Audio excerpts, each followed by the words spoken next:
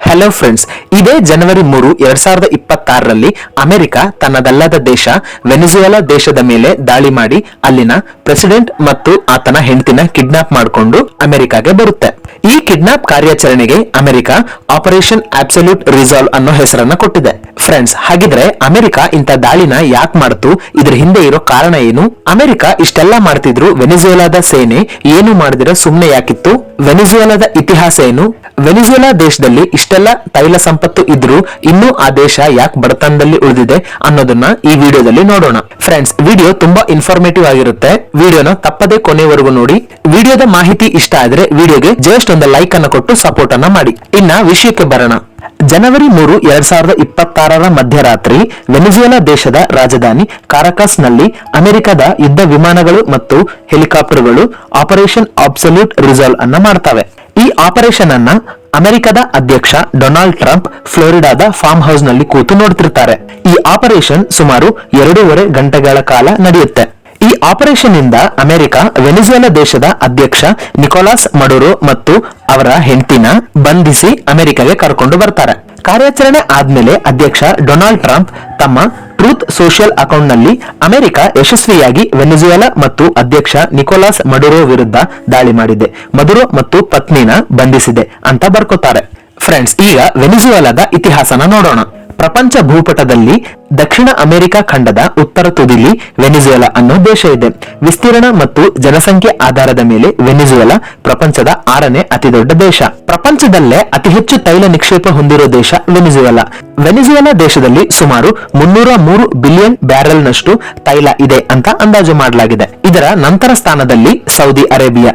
ಸೌದಿಯಲ್ಲಿ ಸುಮಾರು 267 billion barrel ನಷ್ಟು ತೈಲ ಇವೆ.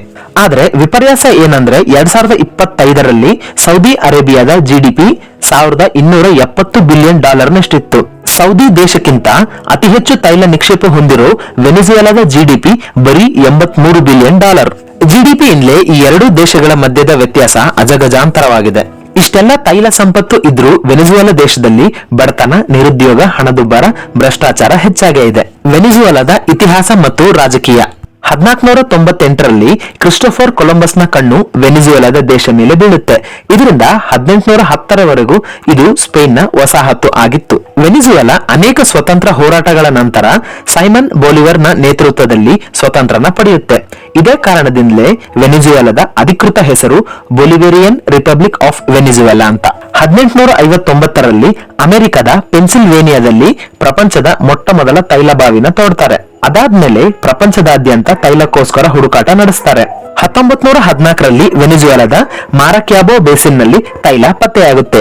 ಇದು ಅಮೆರಿಕಾಗೆ ಚಿನ್ನದ ಮೊಟ್ಟೆ ಇಡೋ ಕೋಳಿ ತರ ಕಾಣಿಸುತ್ತೆ. ಇದರಿಂದ ವೆನಿಜುವೆಲಾ ಪ್ರಪಂಚದ ಅತಿದೊಡ್ಡ ತೈಲ ರಫ್ತು ದೇಶ ಆಗುತ್ತೆ. ವೆನಿಜುವೆಲಾ ಒಂದು ಕಾಲಕ್ಕೆ ತೈಲ ಮಾರಾಟದಿಂದ ಪ್ರಪಂಚದ 4ನೇ ಶ್ರೀಮಂತ ದೇಶ ಆಗಿತ್ತು. ಹ್ಯೂಗೋ ಚಾವೆಜ್ ಮತ್ತು ಸಮಾಜವಾದದ ಉದಯ. 1958ರಲ್ಲಿ ವೆನಿಜುವೆಲಾದಲ್ಲಿ ಮೊಟ್ಟ ಮೊದಲ ಬಾರಿಗೆ ಪ್ರಜಾಪ್ರಭುತ್ವ ಸರ್ಕಾರ ಏರ್ಪಡುತ್ತೆ. ಈ ಸರ್ಕಾರ ಅಮೆರಿಕದ ಪ್ರಾಕ್ಸಿ ಸರ್ಕಾರ ಆಗಿತ್ತು, ಅಂದ್ರೆ ಅಮೆರಿಕದ ಕೈಗೊಂಬೆ ಸರ್ಕಾರ ಆಗಿತ್ತು. 1959ರಲ್ಲಿ ಕ್ಯೂಬಾ ದೇಶದಲ್ಲಿ ನಡೆದ ಕಮ್ಯುನಿಸ್ಟ್ ಕ್ರಾಂತಿ ವೆನಿಜುವೆಲಾ ದೇಶದ ಮೇಲೂ ಪ್ರಭಾವನ ಬೀರುತ್ತೆ. 1998ರಲ್ಲಿ ಹ್ಯೂಗೋ ಚಾವೆಜ್ ವೆನಿಜುವೆಲಾ ದೇಶದ ಅಧ್ಯಕ್ಷರಾಗಿ ಆಯ್ಕೆ ಆಗ್ತಾರೆ. ಇದರಿಂದ ವೆನಿಜುವೆಲಾದಲ್ಲಿ ಸೋಷಿಯಲಿಸ್ಟ್ ಸರ್ಕಾರ ಸ್ಥಾಪನೆ ಆಗುತ್ತೆ. ಹ್ಯೂಗೋ ಚಾವೆಜ್ ತನ್ನ ಅಧಿಕಾರದಲ್ಲಿ ತನ್ನ ಪಕ್ಕಾ ಶಿಷ್ಯ ಆದಂತ ನಿಕೋಲಾಸ್ ಮಡುರೋನ ವಿದೇಶಾಂಗ ಸಚಿವನನ್ನಾಗಿ ಮಾಡ್ತಾರೆ. 2013ರಲ್ಲಿ ಹ್ಯೂಗೋ ಚಾವೆಜ್ ನ ಮರಣದ ನಂತರ ನಿಕೋಲಾಸ್ ಮಡುರೋ ವೆನಿಜುವೆಲಾ ದೇಶದ ಅಧ್ಯಕ್ಷರಾಗ್ತಾರೆ. ಮಡುರೋ ಆಡಳಿತ ಮತ್ತು ಆರ್ಥಿಕ ಕುಸಿತ. ಆರಂಭದಲ್ಲಿ ನಿಕೋಲಾಸ್ ಮಡುರೋ ತಾನು ಕಾರ್ಮಿಕರ ಪರ ಅಂತ ಪ್ರಚಾರ ಮಾಡ್ಕೋತಾನೆ. ಇದರಿಂದ ಜನಪ್ರಿಯತೆಯನ್ನು ಪಡಿತಾನೆ.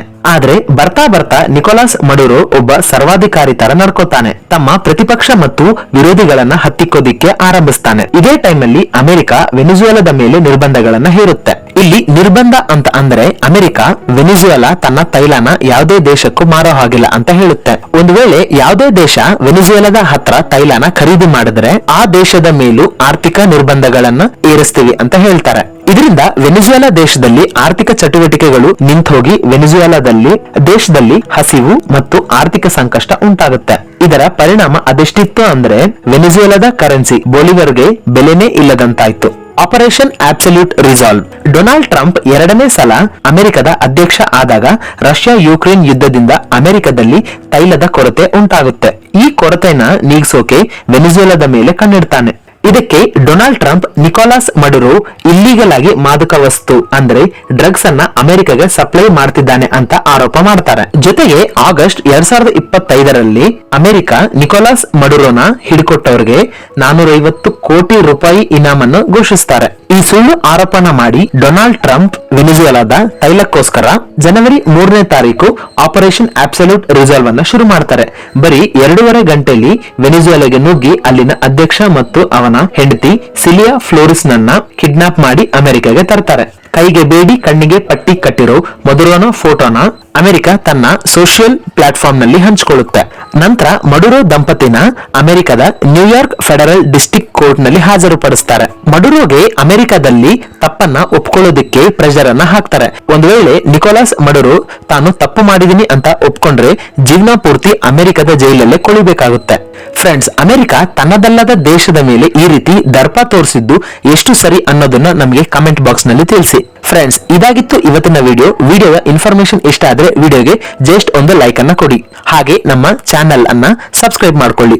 ಇಂಥ ಮತ್ತಷ್ಟು ಇನ್ಫಾರ್ಮೇಟಿವ್ ವಿಡಿಯೋಗಳು ನಿಮ್ಮ ಮುಂದೆ ಬರೋದಕ್ಕೆ ಬೆಲ್ ಐಕಾನ್ ಅನ್ನ ಆಲ್ ನಲ್ಲಿ ಇಟ್ಕೊಳ್ಳಿ. Thank you.